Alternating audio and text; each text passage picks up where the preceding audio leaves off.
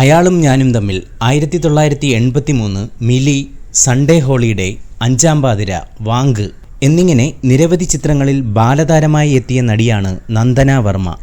ഇപ്പോൾ 23-കാരിയായ നന്ദന സോഷ്യൽ മീഡിയയിൽ സജീവമാണ്. കഴിഞ്ഞ ദിവസം സ്വിംസ്യൂട്ടിൽ പൂളിലേക്കിറങ്ങുന്ന ഒരു ചിത്രം നന്ദന പങ്കുവച്ചിരുന്നു. ഇത് ഏറെ വൈറലായി മാറുകയും ചെയ്തു.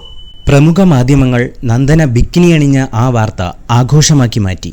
പക്ഷേ ഇൻസ്റ്റഗ്രാമിൽ ധൈര്യപൂർവ്വം ബിക്കിനി ചിത്രം പോസ്റ്റ് ചെയ്തെങ്കിലും വാർത്ത പരന്നതോടെ നന്ദന ആ ചിത്രം ഇപ്പോൾ ഡിലീറ്റ് ആക്കുകയും ചെയ്തു. സൗത്ത് ഗോവയിലേക്ക് യാത്ര പോയതിന്റെ ചിത്രങ്ങളാണ് നന്ദന ഇൻസ്റ്റഗ്രാമിൽ പങ്കുവച്ചത്. പൂളിലേക്കിറങ്ങുന്ന ബിക്കിനി ചിത്രം കണ്ടതോടെ കമന്റ് ബോക്സിൽ നിരവധി പേർ അനുകൂലിച്ചും പ്രതികൂലിച്ചും രംഗത്തു വന്നിരുന്നു.